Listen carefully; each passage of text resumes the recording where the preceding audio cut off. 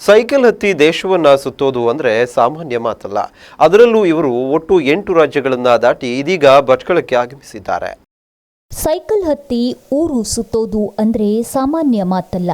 ಅದರಲ್ಲೂ ಏಕಾಂಗಿಯಾಗಿ ಸೈಕಲ್ ಹತ್ತಿ ಒಂದಿಡೀ ಭಾರತವನ್ನ ಸುತ್ತು ಹೊಡೆಯಲು ಕೇವಲ ದೈಹಿಕ ಕ್ಷಮತೆ ಅಷ್ಟೇ ಸಾಲದು, ಮಾನಸಿಕ ಸಮರ್ಥತೆ ಕೂಡ ಅತ್ಯಗತ್ಯ. ಇಂತಹ ಸಾಹಸಿಗಳು ಒಮ್ಮೊಮ್ಮೆ ನಮ್ಮ ಕಣ್ಣಿಗೂ ಬೀಳುವುದುಂಟು. ಅಂದಹಾಗೆ ಉತ್ತರಾಖಂಡ್ ರಾಜ್ಯದ ಉತ್ತರ ಕಾಶಿಯ ಲಕ್ವಾಡ್ ಗ್ರಾಮದ BA ಪದವೀಧರ ರವಿಕಾಂತ್ ಎಂಬ ಓರ್ವ ಯುವಕ ಇಂಥದ್ದೊಂದು ಸಾಹಸಕ್ಕೆ ಕೈ ಹಾಕಿ ಹಲವು ರಾಜ್ಯಗಳನ್ನ ಸುತ್ತಿ ಇದೀಗ ನಮ್ಮ ಭಟ್ಕಳಕ್ಕೆ ಪ್ರವೇಶ ಮಾಡಿದ್ದಾರೆ. ಡಿಸೆಂಬರ್ 1ರಂದು ಕೆಲವು ಅಗತ್ಯ ವಸ್ತುಗಳನ್ನ ಸೈಕಲ್ನಲ್ಲಿ ಇಟ್ಟುಕೊಂಡು ತಾಯಿ ಭಾರತಾಂಬೆಯ ಭಾವಚಿತ್ರವನ್ನ ಸೈಕಲ್ ಎದುರುಗಡೆ ಕಟ್ಟಿಕೊಂಡು ತಂದೆ ತಾಯಿಯ ಆಶೀರ್ವಾದ ಪಡೆದು 13,000 ರೂಪಾಯಿ ಬಜೆಟ್ನ ಒಂದು ಸಾಧಾರಣ ಸೈಕಲ್ ತುಳಿದುಕೊಂಡು ಅದಾಗಲೇ ಪಂಜಾಬ್, ಹರಿಯಾಣ, ರಾಜಸ್ಥಾನ, ಹಿಮಾಚಲ ಪ್ರದೇಶ, ಗುಜರಾತ್, ಮಧ್ಯಪ್ರದೇಶ, ಗೋವಾ, ಮಹಾರಾಷ್ಟ್ರ ಸೇರಿದಂತೆ ಒಟ್ಟು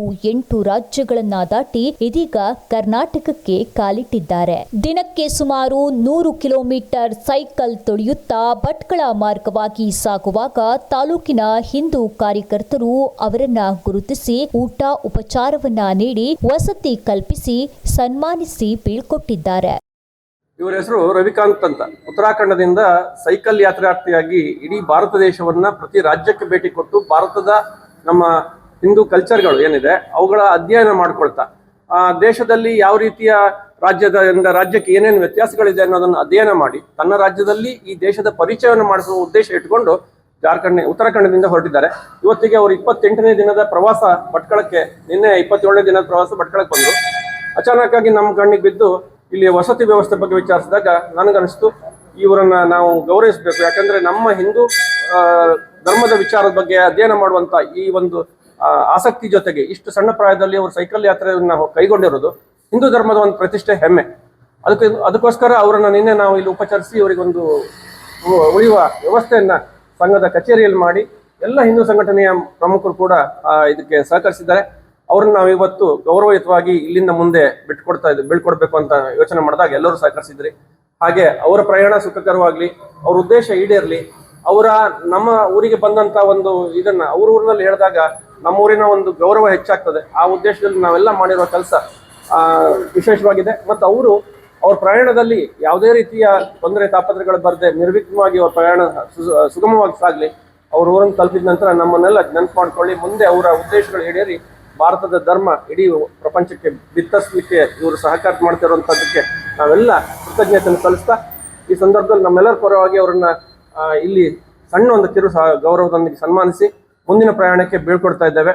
ಅವ್ರ ಪ್ರಯಾಣಕ್ಕೆ ಶುಭವಾಗಲಿ ಅಂತ ಹೇಳ್ತಾ, ಭಾರತವನ್ನ ಅರಿಯುವ ಉದ್ದೇಶದಿಂದ ಮಕ್ಕಳು ಹೊರಗಡೆ ಹೋದಾಗ ತಂದೆ ತಾಯಿಯಲ್ಲಿ ಇರುವ ಆತಂಕ, ಹಿಂದೂ ಸಂಸ್ಕೃತಿ, ದೇವಸ್ಥಾನಗಳನ್ನ ಅರಿಯುವ ಉದ್ದೇಶದಿಂದ ಸೈಕಲ್ನಲ್ಲಿ ದೇಶ ಸುತ್ತುತ್ತೇನೆ ಎಂದು ಯುವಕ ರವಿಕಾಂತ್ ಹೇಳುತ್ತಾರೆ.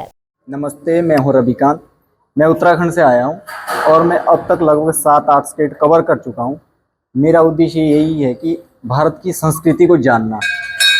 क्या होता है कि गांव में हर वक्त जब भी कोई बच्चा या कोई आदमी बाहर निकलता है घर से, तो सबसे पहले क्या होता है कि घर पे माँ बाप को डर रहता है कि कोई ही बच्चा गायब ना हो जाए या घर में कैसे ट्रीट करता है, बाहर कैसे रहेगा।